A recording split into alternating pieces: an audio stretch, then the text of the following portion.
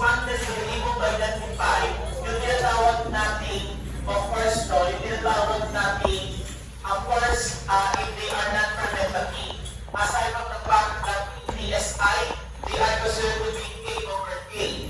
Now, maliban dito sa K over K, pag nakita nyo yan sa biochemical test na nakita yung K over K at gram-negative, eto siya, andito agad. Okay? Definitely, baka precautionary or sa kumulasyon. Then after that, we can perform OF test or the Eugen and Gibson test. The OF test actually, the principle is we're going to identify if the bacteria is oxidative and fermentative. Dalawang tube yun. So dito, yung OF test na yan, yung isa walang takip, yung isa may takip. Then after that, you're going to check kapag nag-yellow dito, that is oxidative. And kapag dito naman, halimbawa sabihin natin, is yellow, that is fermentative. Pero pag blue, that is non-fermentative. Dito sa pangalawang tube. Ngayon, kapag sa pangalawang sa unang tube ay blue, negative yun or non-oxidative. Pag blue din dito, that is non-fermentative. Guys, take note. Some of your gram-negative non-fermentative are saccharolytic. Ibig sabihin ito, they are yellow dito pero blue dito. Non-fermentative sila but they are oxidative. Nakuha. Sir, paano pag blue pareho? How can you classify that? They are called non-saccharolytic. Yan ang ibig sabihin nun. Nakuha. Okay. Now, these are long-term gram-negative bacilli or bacilli. Underline, oxidase positive. Ito na. K over K, gram-negative. Oxidase positive. Ayan na. Pseudomonas or good cordelia. Yan ang pwede yung muna din sa test nyo. And at the same time, OLP dyan, oxidative lang. Next, after that, we have what people may tinatawag natin, of course, we have what people may tinatawag natin clinical infection. Most of the time, itong mga gram-negative non-fermentative natin are actually bloodborne. Septicemia, yung iba, meningitis, or even osteomyelitis. Kasi they are more related in the systemic infection. Plus at the same time, common wound infection. Okay? Now, meron dito, actually, ang risk factor of this disease ay una, kapag immunocompromised ang patient. Why? Kasi itong mga to, common actually sa mga immunocompromised patient, particularly diabetes mellitus. Ito mga bacteria na ito actually, ayusin yung mga po nyo, kung nagpupuluhan ako tayo daw makapagpula ng maayos. Pwede na dito yung iba. Ayusin niyo yung punyo muna nga. Para makapagturo ako ng maayos. Yan, yung iba dito na lang, yung iba kayong tatlo dyan. Nagdedate, bakit pa ka na kayo nagdedate eh? O, sige. Pag nagtuturo ako, magkinigilan natin na makakala na process mamaya. Ha? Ang ginagawa pagturo, hindi kinakikinig. Tapos magdadisapis, wala kayo makuha. Eh talagang kailangan nga magbagbagsak talaga ako para matuto kayo. Dito, napaka-basic ng paano, wala kayo mga isulat. Makahiya kayo. Tapos pag-diretso na ako, para kayo nakatunganga lang. Paano ko kayo papasa? O, di ba? Huwag kayo magdedemand na ipapasa ko lahat ito. Talaga hindi ko papasa lahat yan. O dalawang aktis naman tayo, huwag na kayong humingi ng pamor. Kasi dalawa talaga yun. Hemophilus at saka yung non-fermentative sa video na shake. Naibigay ko na sa video, yung video na doon na yung hemophilus. O huwag na kayong mag-ano doon. Kasi 2 weeks na lang tayo. Sa Monday ang i-discuss ko, patuloy ng acellular plus spirochetes. Okay? At makinig kayo, kasi hindi ito pido. Lahat ng pinag-aakyang pinagpagtuloy, hindi na nga ako makahingat, niluto pa ako. I'm doing my job for you guys. Tapos hindi kayo nag-effort pang me. Sayang itong tinuturo ko kasi para sa inyo naman ito, para sa akin. Okay? So actually, guys sa gram-negative bacilli, most of the time, naaalis na rin ito sa mga immunocompromised patient. Pag sinabi natin immunocompromised patient, ibig sabihin ito, halimbawa sa mga diabetic patient, HIV patient, or leukemic patient, plus at the same time, sa mga may wound infection. Halimbawa sabihin natin, diabetes mellitus for example, no? Ang diabetes mellitus kasi, may mga wound infection yan na pwede may cellulitis, like Pseudomonas, and even sa mga cancer or transplanted patient, septicemia. Another is yung trauma, like halimbawa, may wound, gunshot wound, or knife wound or puncture. Yung mga malalalim na sugat kadalasan, yan ang nag-introduce sa infection. Minsan nga kapag halimbawa nasunugan ka or napasok ka, tapos may color blue. Kaya nga Pseudomonas ang tawag namin doon, agent of blue pus. Okay? Why? Kasi nga, ito produces color blue. Kung si red, prodigalocin, si Russia, dito naman may blue. Okay? Thiocyanine, ang tawag namin doon. And at the same time, foreign body. Like halimbawa sabihin natin, catheters, urinator, or bloodstream, prosthetic devices, which is actually one reason kung bakit nagiging nosocomial. Guys, tandaan nyo, pag naging doctor of medicine kayo, one reason kung bakit nagiging nosocomial infection, kapag nagkaroon ng contamination in that particular medical devices, no? Like halimbawa, yan, sa prosthetic devices, or even in contact lenses. And at the same time, infused fluids. Yan. Like halimbawa, sabihin natin, dialysis. Okay? Now, groups natin. Now, tingnan natin mabuti. No? Marami siya. Sakit sa ulo. Pero, kung titignan mo, meron tayong oxidase positive and oxidase negative. Dito muna tayo sa oxidizer. No? Then we have also our oxidase negative. Iba na ito, walang tayo dito. Meron din tayo dito. No? Pero, limitado lang yung i-discuss ko dito. Okay? Then after that, we have what you call now, yung tinatawag natin characteristics of group of non-fermenters. Please review. For yellow pigmentation, we have Bacterium or, ang tawag siya ngayon, Elisabethinia, Meningocepticum. Yan ang bago ngayon. Ito lumalabas siya sa board exam. Then we have also Pseudomonas, which is nothing, Pseudomonas luteola. Then we have also Pseudomonas orisihabitans, and at the same time Pseudomonas struzeri, light color, yellow color. For pink, Meninobacterium, hindi masyadong isolate sa laboratory. Ito ang importante. The agent of blue pus, Pseudomonas aeruginosa. Violet because of the violation, Chromobacterium violation. Lavender, Stenotrophomonas maltopila, laging lumalabas sa board exam. Then we have also tan, Pseudomonas struzeri, and Shewanella putrescens. Remember, kung sa gram-positive bacilli, ang ating H2S positive ay sino? Yung gram-positive na H2S lang sa bacilli. Nakalimutan na? Si? Yung sa baboy, yung nakupo sa baboy, yung sugat. Erythropoiesis to Shopatsi. Dito, sa non-fermentative, the H2S positive, Shewanella putrescens, nag-iisang H2S positive yan.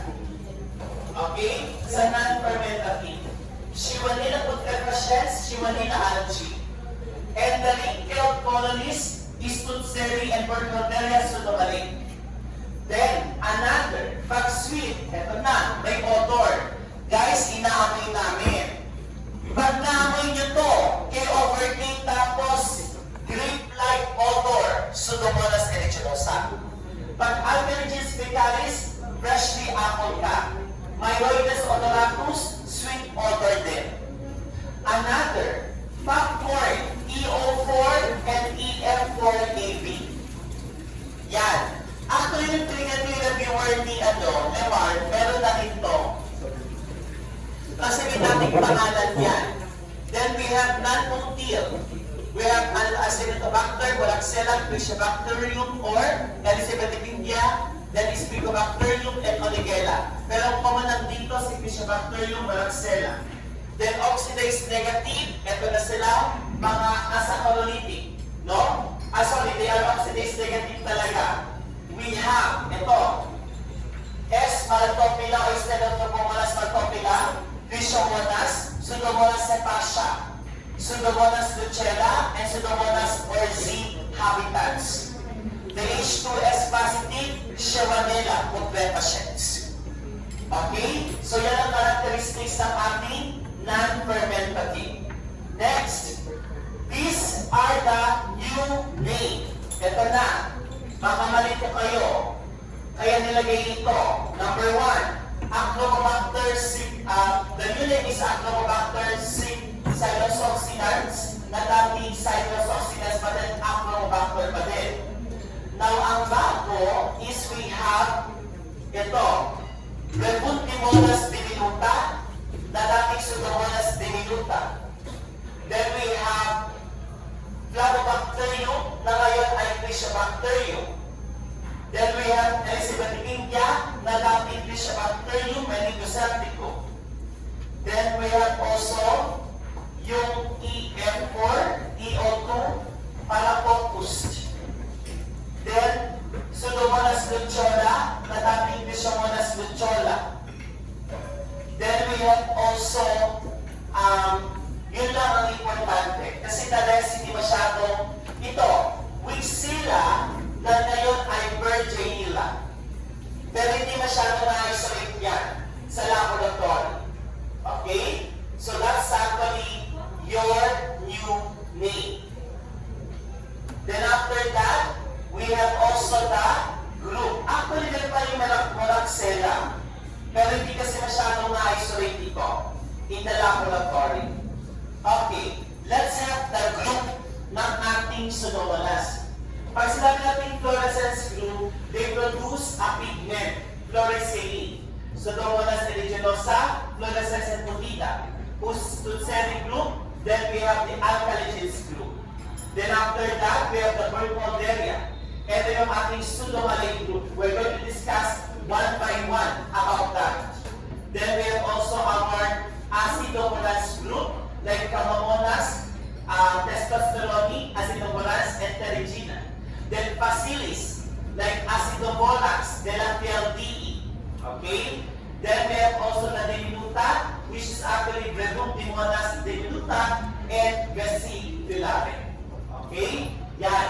Then last group, ito na yung other, like Stenotrophomonas maltopila, which is, ang pinaka-common lang dito, is Stenotrophomonas maltopila. Okay? Yan. Then, Shewanella putrescens. May isolate na sila. I think meron ng case akong narinig na na-identify sa Shewanella putrescens. Now, let's discuss the habitat. The habitat of this bacteria are ubiquitous. Meaning to say kahit saan, na-detect natin na kukuha natin ito. And at the same time, most of which can cause a certain disease. Let's start with Pseudomonas aeruginosa. Remember, gram-negative, Concobacilli. Pag nag-gamisting ka, at the same time, nakakita ka ng K over K, pwede yan. At the same time, they have the pigment. Pag fluorescent pigment, tayo verdine. Pag blue pigment, tayo cyanine. Where can we isolate the bacteria? Sellers medium or fluorescent nitrate medium. Underline, fruity grape-like odor because of amino acid copenol. That's actually the ketone responsible for the fruity odor ng ating Pseudomonas. Okay? Kaya pala fruity odor siya, yes. Even yung chief metric na co-faculty ko, nung nasa sa bacteriology shop, paborito niyang identify yan kasi madaling-madali. Now, these bacteria, Pseudomonas, sir, tanong, meron kayong Pseudomonas doon? It's up for you to know. Sinabi ko na kahapon. Wala ba kayo kahapon? Okay? Now, the problem with Pseudomonas, dahil this is a common isolate. Tanungin nyo sila, sinong meron ba kasi yung K over K ang PSI? Wala daw. Pag wala, wala. Now, this is an opportunistic. Kaya nga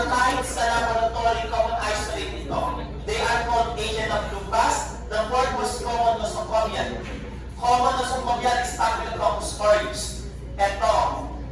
This one, there are only 3 bacteria that causes otitis media. 1, Haemophilus influenzae. 2, Streptococcus pneumoniae. 3, Pseudomonas aeruginosa.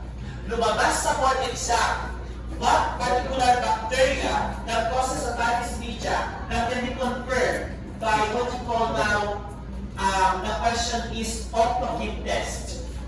The answer is Streptococcus pneumoniae. Tatlo lang ang nag-cause ng otitis media. And at the same time, it causes cystic fibrosis. Yan talaga.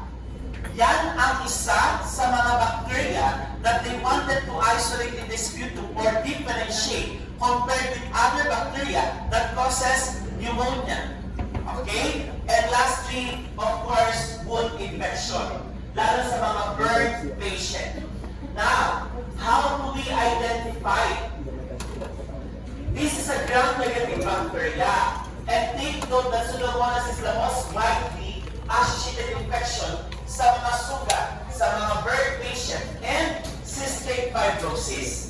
Now, there are virulence factor involved. These are your endotoxin and exotoxin, particularly lumabas sa pamit we show lecithinase positive. They are producing lecithinase enzyme, and they are highly virulent and leukoidal. Kapag nakapag-isolate tayo ng ating bacteria sa ating tinatawag na cystic fibrosis because they are capsulated, they are leukoidal. Okay? That is your cystic fibrosis, Pseudomonas aeruginosa. And at the same time, ganito yung tsura niya sa McConkie. Colorless. Bakit, sir? They are non-lactose fermenters. They are non-fermentative. Pag-analyze kayo, ha? Ayaw nga pala, sir, non-fermentative pala. Kaya iniwalay kong Enterobacteria siya sa non-fermentative. And at the same time, eto siya. Sa blood agar plate, underlying, no? Pseudomonas aeruginosa, blood agar plate, left is non-leukoid, right is leukoidal. Take note, they are beta hemolytic. Last, dito naman, McConkie, clear zone. Why? Kasi nga, they are actually non-fermentative. And lastly, Coccobacilli, no? Kung makikita mo sa gram stain, ganito ang itsura niya, no? They are may pahaba, no? Elongated yung iba. That is your Pseudomonas aeruginosa. Okay? Yan. Then, at the same time, we have clinical infection. Ito yung sinasabi ko, pag ang sugat mo may color blue, you are having eczema granulosa. Kasi may blue na past. Then we have the wound infection, cystic fibrosis, yan. UTI is not related to Pseudomonas. But if ever you experience UTI because of Pseudomonas, nakuha mo sa hospital yan. And definitely, infection after birth, ito ang delikado. Because rare or not actually nagkakos ng meningitis kay Pseudomonas. Delikado yan. Mas mahirap. Why? Pseudomonas, they have actually what you call now, the things like later. They have the capability to produce biofilm. Ginagamit nila. Maliban kay Salmonella, actually ito, they have the capability to produce biofilm. Okay? And definitely, the virulence factor, they produce toxin. The endotoxin and the lecithinase enzyme. The protease. The lecithinase is a protease enzyme. Hemolyzing, ayan, elastase and coagulase. Underline. How do we identify? Underline green sheet in blood agar. Color green, pero ang pagkakaroon dito because of thiocyanine. And take note, specific ito, yung ADH, wala tayo nito, pero pag halimbawa, kailangan, let me know. Kailangan natin ng arginine dehydrogenase, and they can convert into degrees Celsius. Eto! K over K, cyclic positive. Ayan. So, Okay? And of course, they are resistant to some group of aminoglycosides. They are susceptible for most aminoglycosides. That is actually for Pseudomonas. Now, other term, ito maliban sa nabanggit ko kanina, they are going to be the hot tub syndrome. Kapag halimbawa, matagal doon, contaminated ng sa sabon o kaya sa hot tub, na yung tubig, pwede yan. Kaya tinawag siyang hot tub syndrome. Maliban sa nabanggit ko kanina, may endocarditis din. Tandaan, UTI or bacteremia, pwede tumagal ka sa hospital na dito for nosocomial infection. Okay? So that is your disease for Pseudomonas. Then treatment, antibiotics, sometimes they use ceftazidime or piperacillin. Next, after that, Pseudomonas fetida. Ang Pseudomonas fetida actually inflorescence, hindi masyadong common isolate sa laboratory, but definitely they have only no virulence. They are under fluorescence group, but this bacteria can cause UTI after surgery. Nagkaroon ng abscess, empyema, arthritis kapag exposed, no? And at the same time, when they put infection na. So, hindi na tulad dito ng Pseudomonas aeruginosa na sobrang delikado. Ito kasi, very rare case, hindi masyadong na-require sa hospital kasi nga, ang Pseudomonas aeruginosa, kapag na-contaminate na yan, it follows. Okay? Hindi ka tulad kung si Putida at si fluorescence. Then we have also Acinetobacter.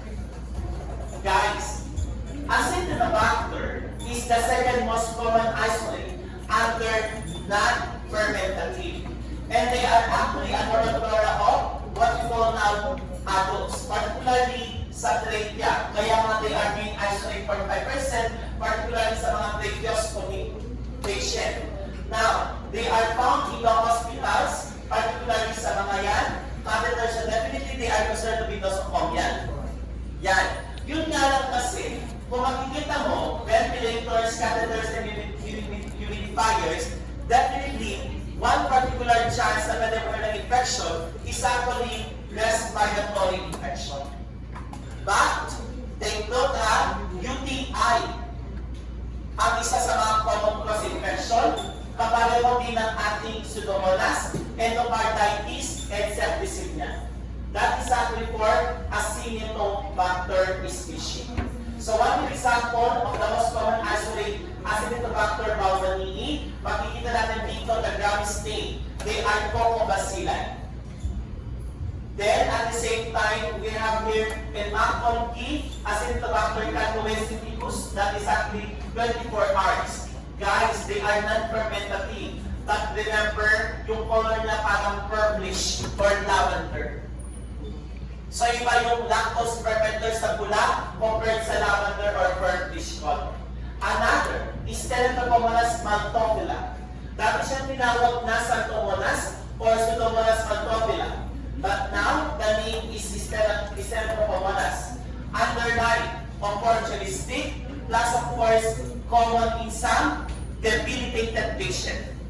Yung mga nakaratay na yung mga parang parang mga lantang gulay, no? And at the same time, most common isolate in the respiratory tract. Underlying, ito ang problem kay Pseudomonas. Most of the time, they are actually resistant to some antibiotics.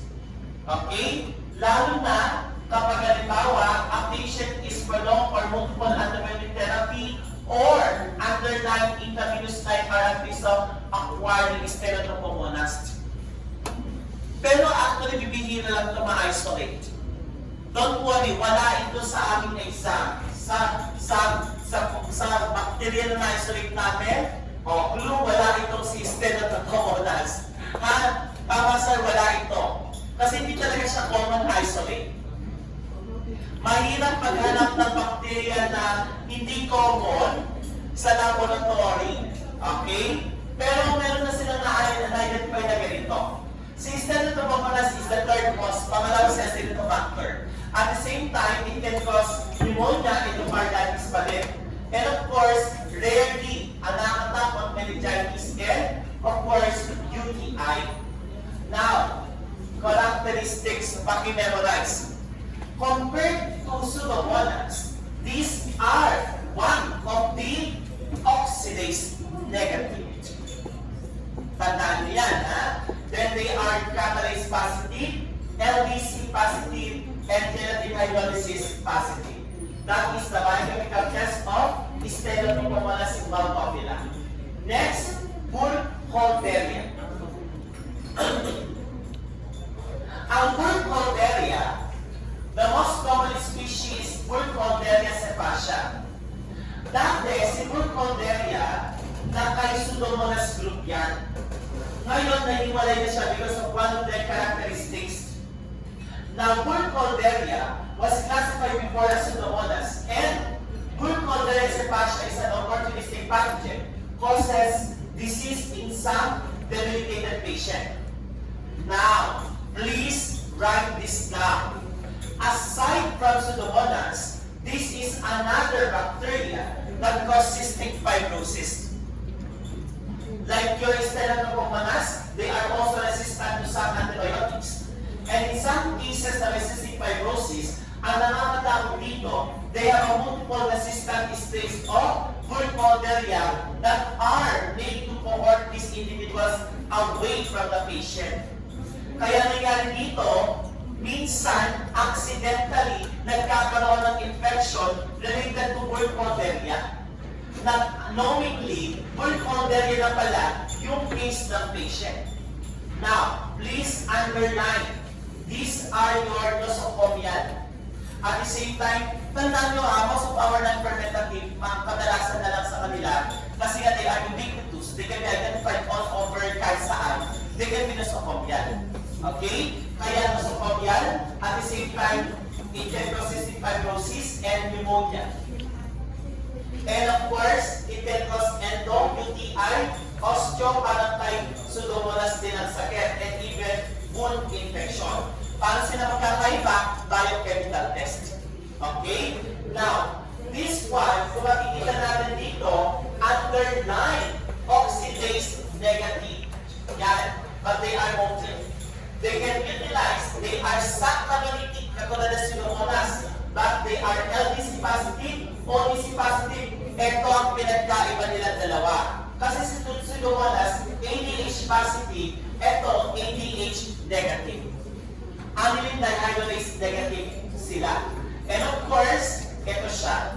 Ang ating Burkholderia cepacia of the selective differential media, then, they are oxidative fermentative, ayan. And at the same time, dito naman sa right, they are actually cepacia of Burkholderia cepacia selective agar. Okay, kung alam makikita mo dito ang Burkholderia cepacia, actually, they are oxidative fermentative base polynicity, bacillus, lactose, agar, are yellow. So definitely, they are actually non-fermentative saccharolitic. Yan ang ating Burkholderia. Okay? Next, other Burkholderia. Burkholderia gladioli. Resembles like cepacia, cystic fibrosis, and chronic granulomatous disease patient. Dito mga yung compromised patient na. Paki-memorize ang susunod. Na glanders bacillus, pronotum glanders sa zoonome ito, Burkholderia mali. Dati ang pangalan nito when I was a student, Pseudomonas mali. Ilang dekada na, Burkholderia na.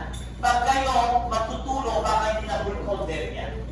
Okay? At the same time, tinawag siyang mali. Why? By glanders, kapsana, because of what we call now, there is a mass formation, suppurative, in the pulmonary area.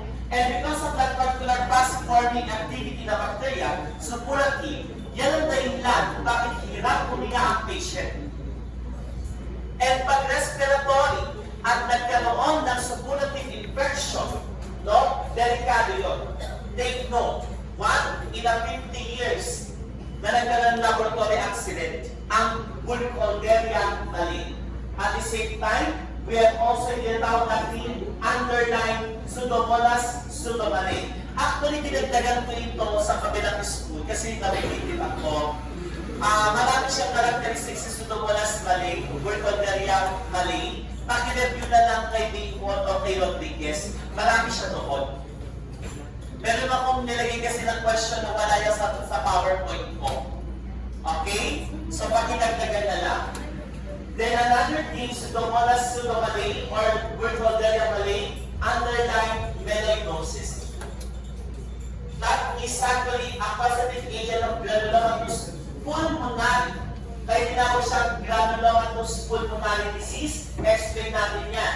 From the term granuloma, parang may namumuo sa lungs ng patient that can lead to a certain particular aggressive infection. Now, it can lead to septicemia pag hindi nabigyan ng proper attention dito. Transmission, pneumonia is inhalation. And, eto na, si Pseudomonas pseudomallei or Burkholderia, ginagamit siyang bioterrorism. Okay? So that is actually for your Pseudomonas. Kasi yung Pseudomonas Burkholderia mallei, bibigyan na lang yun. Eto, hindi tayo pwede mag-isolate dito. Mawawalan kami ng trabaho. Delikado na ito. Although, this is not commonly identified pathogen. Your Burkholderia pseudomallei or melanosis, then after that, we have also yung tinatawag natin, of course, Pseudomonas mallei or underlying glanders. Bakit glanders? One of the pathognomonic sign ng glanders disease, which is caused by Burkholderia mallei, is actually pleuritic chest pain because of what I had mentioned a while ago, sumulative siya, plus underlying linked adenopathy. Isa yan kung bakit mataas ang mortality case kapag nagkaroon ng Pseudomonas mallei. Kaya nga tinawag siya glanders or Farsi because one of the reservoir is the worst. Kaya kadalasan din kami ganito yung mga mahilig sa kabayo.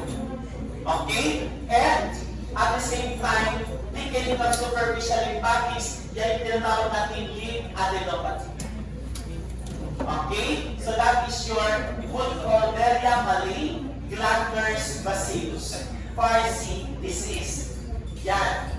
Then we have also yung tinatawag natin Burkholderia pseudomallei, underlying melanosis, motile, gram-negative, Pneumococcus plus, eto na, purulent sputum that can lead to sepsis and death. Why? They are actually considered to be bioterrorism. Underline, meron sa exam or quiz, Vietnamese time-bound. Ang burnt gunpowder author, hindi ko na itanong sa question. Produced. Okay? Inadagdag ko sana, gawin ko sana 40, naawa naman ako sa inyo. Okay? 40 dapat yun. Next, we have also our Pseudomonas pseudomallei in the blood-shifted agar with pagkadrive. And they are beta-hemolytic. Ayan ang itsura. Pero guys, tandaan nyo, eto, pag may ganyang case, halimbawa sa nag-intercase sa San Lazaro, magkano kayo? N95. Delikado kasi. And hindi yan basta-basta i-report, i-research nila yan. Like halimbawa sa PGH. Ang PGH kasi walang intern ng medtech. Sa San Lazaro meron. Kaya guys, kapag i-intern kayo sa San Lazaro, after 5 years, kasi babagsak kayo ng CC1, FEMA 1, dyan lang. Sabi ko, mag-i-intern kayo sa San Lazaro, next year, tama ba? Ikikyan nyo na ba? Okay, lahat ng bakuna, kukunin nyo na. Lahat ng mga klase ng bakuna, lahat kailangan sa San Lazaro. Kung auto-affiliate tayo noon. Okay? Yun ang isa sa mga requirements ng San Lazaro. Now, Moraxella na-discuss ko ito last time. Your Moraxella actually is an oxidase positive, non-motile coccobacilli. And they know they can be identified respiratory tract. And they are asaccharinolytic. Okay? They are negative for oxidation. And they are normal flora of the mucous membrane. Now, isa sa mga infection under Moraxella, nag-process sa infection is Moraxella lacunata. Okay? Moraxella lacunata. Okay, next, Acromobacter. Ang Acromobacter, they can be identified in the nosocomial hospital Palyan. And of course, from the term Acromobacter, these are actually asaccharolytic pa din. Okay? Low oxidation, medium in blue color at the top. They are actually motile and reduce nitrate to nitrite. One example of this which is commonly isolated is Acromobacter vicaris. And negative for indol, negative for aspirin, and gelatin hydrolysis. Lahat yan K over K. Hagatan nyo, lahat yan sa TSI K over K. Next, we have the flagella. They are actually, of course, gram-negative yung mga bacteria natin. Acromobacter psilosoxidans, example of the shifted agar. Pero actually, ang Acromobacter hindi masyadong na-isolate sa laboratory. Okay? So that is Acromobacter vicaris and Acromobacter psilosoxidans. Next, eto, yung sinabi ko parang popcorn, CDC group Cyclobacter. Okay? Then we have the Lactobacterium and Trichobacterium. Your Lactobacterium and Trichobacterium, if you're going to check for the morphology, they have almost the same characteristics. In bacilli no, bulbous end. Okay? And they are nosocomial, contaminant of hospital equipment. They are non-motile, delase positive, oxidase positive, gelatin hydrolysis positive, and enol positive. Halos silang lahat positive except they are non-motile. One of the most common, si Trichobacterium or Elisabethickia meningocysticum. Ang bagong pangalan nito is Elizabeth. Elisabethickia meningocysticum that causes water meningitis and septicemia, particularly sa mga neonates. And it causes endocarditis, bacteremia, and meningitis. Next, we have also Lactobacterium. Ito si Klebsiella kain-check na dito. Berghenia lang, hindi masyado. And these are some unnamed CDC groups. So this one, makikita mo si Elisabethickia meningocysticum. That is actually Elisabethickia or Trichobacterium meningocysticum. They have underlying yellow pigment in SBA. Okay? At hindi sila tumutubo sa macron. Okay, that is Trichobacterium meningocysticum. Then we have also Pseudomonas non-fluorescens. Ibig sabihin ito, they cannot produce any pigment. Stutzeri, rare isolate. But these bacteria are even more rare pathogen. Bentosina, usually contaminant lang. Pseudo-alkaligenes and alkaligenes, contaminant na lang yung mga yan. Okay? So yan. Next, we have our non-fermentative gram-negative, less commonly encountered, Ochrolaristonia, wala naman yan sa exam. Okay? Next, let's have the non-fermentative, less common. Shigella, Spigobacterium, Spigomonas. Okay, tignan natin si Shigella.